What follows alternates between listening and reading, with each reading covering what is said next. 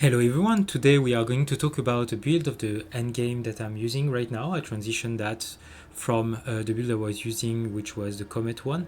And I really like that build because it's really playing with the kind of things that I like in Path of Exile, which is not being squishy. As you can see right now, I have 1000 life and I have 5000 shield. So even when I'm doing tier 4, tier 5, which is the beginning of the maps, I don't completely get one shot by monsters, and this is one of the things that I really like with this build. On the top of that is something that do not require a heavy investment. My gear is probably, when I bought it, is about 15 to 20 exec, which is not much, and you will see that it's just one piece that is mandatory and the rest, and it's around 6 x, so it's not expensive. So let's dive right into it. As you can see, I'm playing a Spark build, as the footage is showing right now. And what I really like with the Spark build is that it's an easy one. I'm basically spamming Spark, and it's covering the map, and the monster get annihilated with Spark. The other skills that I'm using, and I'm going to go through all of them one by one, is Mana Tempest and Sigil of Power. So that's the three skills that I'm using the most. On bosses, I had Conductivity and Orb of Storm, and potentially I can use Lightning Warp to accelerate my maps, but I don't even need it. It's like just nice to have. Okay, so let's start with the skill in general. With the skill in general, I'm using Spark. As you see, my Spark right now is only having 3 support gem. I can add the cast speed when I have the 4th one, but at the moment I'm saving for an item that I'm going to talk about later. So on Spark, I use Inspiration to have less mana spending on Spark. I use Acceleration. I use Control Destruction, and I can use Cast Speed if I have a 4th one. I'm using Sigil of Power. Sigil of Power is not something that you can unlock through the skill. It's something that you unlock through your equipment. It's a skill that is granted by the staff, and basically what it does is that when you are where can I see it? Yes, here. So when you are putting this area on the ground, every time that you are spending 50% of your maximum mana in the area, you are going to get 15% more spell damage. So when you have 4 stack, it goes to 60%. And the thing is that with Mana Tempest, that we are going to see later, I'm going to spend a lot of mana in this area, so I'm going to get 4 stack, so more spell damage. Then Archmage. Archmage is my main source of damage as well, because it's buffing my spell skill, adding 5% damage as extra lightning for every 100 mana that I have. So I need to stack mana, so I will be able to do more damage with Archmage. And I'm just supporting the skill with 1 level of lightning skill. Lightning Warp, I'm using it to get a bit more mana and more mobility on the map. Arc, I'm not using Arc. Conductivity, this is for boss and unique monster, so I'm using it only on them. I support it with Expense to be able to have a larger area. The 6 seconds of cooldown that is adding, it's actually quite nice because it shows me when the debuff is about to end, because the debuff is lasting for 7.4 seconds and it takes 1 second to appear on the ground. So when I see that my cooldown is back, I can recast Conductivity. And a curse to have a strong curse. Mana Tempest, this is going to buff significantly my damage. I put it on the ground, I cast on it, and then all my damage are going to be going through the roof. Orb of Storm, this is to put on bosses. I just leave it here, and what it's going to do is it's going to do damage, apply shock and exposure through Font of Mana, and strip away. And that's it. That's all the skill that I'm using on my build. And it's very, very simple because it relies on Spark mainly. Archmage is passive. Lightning Warp, you don't have to do it. Conductivity, this is just on bosses. Mana Tempest, this is a buff that you put on the ground. And Sigil of Power, buff that you put on the ground. So very easy. Now regarding my skill tree, so as you see, I'm using the skill tree that is very similar to the video I did, which is Stop Dying, with going the both side of the tree at the beginning. My ascendancy, I go force of will and constant gale, because I'm going to need a lot of mana, and this is helping me a lot. So at the beginning, I take this Path of Stone, then I go right side. Very early on, I also took these points, but now that I need mana to rely on my damage, I removed it and I put the points somewhere else. Then I go left and I take this. And by the way, you have a full build in the description. Then I go here and you have increased skill effect duration, so it means that the spark on the ground are going to stay for longer. Then I go here and I take more energy shield, which is very good. I take the socket, and then I will go down here and take more energy shield, more mana, so this is good. Here more elemental resistance and more increased elemental damage. This is increasing the magnitude of the non-damaging element, which is good. So I move from 20% to 26% increased damage. And what I want to have is strike twice, meaning that I will be able to have 2 shock buff debuff on the enemies, which is going to help me a lot when I have the third ascendancy. Then I go up and I take increased effect of Arcane Surge. This is good because I always have Arcane Surge on me. Then you go on the top, you take all the nice energy shield here, the Jawel, and then you go for pure power, scaling the lightning damage on your intelligence. You're going to have a lot of intelligence, so this is going to be very nice. The dexterity here is just to use my gems. I don't need to have this point specifically, it's just to use my gem. I take this point, Patient Barrier, which is really good. Then I go on mana regeneration, and here I go in 3% increased spell damage per 100 mana, which is stacking up with Archmage, which is very good. Then here I go with increased skill effect duration. I talked about it before, this is the same thing. And here projected speed, which is going to allow my spark to move quicker and to hit more enemies without just disappearing nowhere. So this is the idea of the skill tree. For the next point, I'm thinking of maybe going here so I have more regeneration. I can go here as well, so I have an increased energy shield recharge rate and a faster energy shield recharge rate, and this is also 10 intelligence, which is not bad. So that's what I'm thinking of.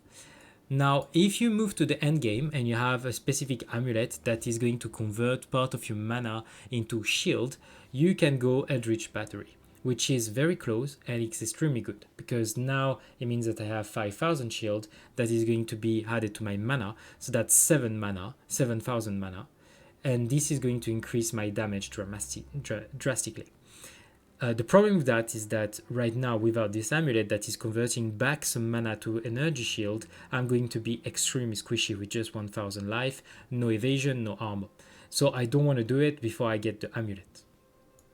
Another thing that you can do that is not item dependent is going for KO inoculation. As you can see, it's very close, and it's, to me, 1,000 life or 1 life right now is not a big deal. So I can go for chaos inoculation. I think it's dependent on people. It's just that if you do so, you do not use your health flask anymore. So that's something that you need to bear in mind. But moving on to gear, the very important part of this set is going to be the ends. So this item is going to provide you electrocution, which means that the enemies, they are going to stop and being kind of stunned, which is providing you a lot of survivability, because every time that an enemy is going to rush at you, what is going to happen is that at some point they are going to be stunned, and you will be able to deal a lot of damage before they arrive to you. So this is providing you a lot of survivability, and I recommend that when you move to the end game, that's one of the main focus that you have. Right now, this piece of equipment is around 6 Exalted Orb, so it's not that expensive, and it's really like the core of the build. The second thing that you are going to look for is obviously mana. Mana is your main source of damage, so you want to have mana everywhere, and eventually mana regeneration. So on here I have intelligence because I can't have mana on a torso, which is providing me mana. Here I have mana, here I have mana, here I have mana, here I have mana. As you can see, mana is very important. Now on the staff, what you are looking for is mana, level to all spell gem, because this is very important, spell damage, and then see if there is anything else. And you want to have grant the skill Sigil of Power. This is very important. So that's something that cost me 3 exalted, and it's pretty good. So look through Path of Trade. I have made a video on how to trade. You can do the filters with like 4 level of all spell gem or 5 level of all spell gem depending on your budget, and then you see what is good for you. The amulet this is just something that I looted through the campaign, but there is a very specific amulet that I'm going to put right now on screen. This amulet is extremely expensive. Today is around 2 divine orb, because there's a lot of builds that are going around it. So I'm farming to get this amulet right now, but if you don't have the amulet, you can use something which is mana, spell skill gem. That's depending what you are missing. It's always good to have some attribute, some resistance like cold, lightning, fire resistance around your gear, because this is something that is providing you extra tankiness. On the belt, I recommend to have a bit of armor as well, because it's very easy to get at the beginning few percentage of damage reduction. 150 armor, I think today it's providing me something like 7% of damage reduction. If I'm not mistaken, no, 4% now. Okay, but this is 4% that is very easy to get through a piece of equipment. So it's not bad to get an extra percentage. On the rune, on the torso, you want to have iron rune as much as possible to get even resistance or energy shield. And this is the most important thing, is actually it's to go through energy shield as much as possible. Like my torso is extremely high in energy shield, and this is why I get so much energy shield here. One of the pieces that I'm thinking of replacing is my my helmet that is not as good in energy shield, but energy shield is really the key to make this build work, to be tanky enough to handle everything. On my rings, as you see, I go resistance, mana, intelligence. That's pretty much what I do. Resistance, and here I don't, and cast speed. Cast speed is nice as well. Now, gear wise, I think the main focus you should have is initially to get those gloves, because that is going to provide you survivability. Then you are looking for a nice staff. Don't spend too much at the beginning if you don't have a lot of money. Just use something that is below 5 exalted orb. And then the chest. And to look for the chest, try to filter down from the topest energy shield that contains mana and a high amount of mana through intelligence. And you scroll down and you see which one you can afford. And I think this is a right way to approach this build, is to get as much energy shield you can on your torso, because this is going to help you a lot. When you have your gloves, your weapon, and your torso, you can start getting some gears here and there, starting with 1 exalted, 2 exalted, not much than that, until you get more comfortable with the build and you understand a little bit more how it works. I wanted to pause the video here just to come back on what I said, because actually as you advance through this build, and this is happening because now I have my amulet, so I had it a little bit after I started the video, you see that you have less energy shield than before the amulet, because you go Eldritch Battery, so you have more mana, so you do more damage, but you have less energy shield. And one of the way to balance that survivability loss is to put those kind of sockets, the sockets that are those kind of jewels into the sockets, the one that are taking damage to life, to mana before life. So it can go from 2 to 4%. 2% is not that expensive, 4% is extremely expensive. So starting by replacing this one, I think there is like 5 in total. There is one here, one here, one here. So that's 1, 2, 3, 4, 5, yes.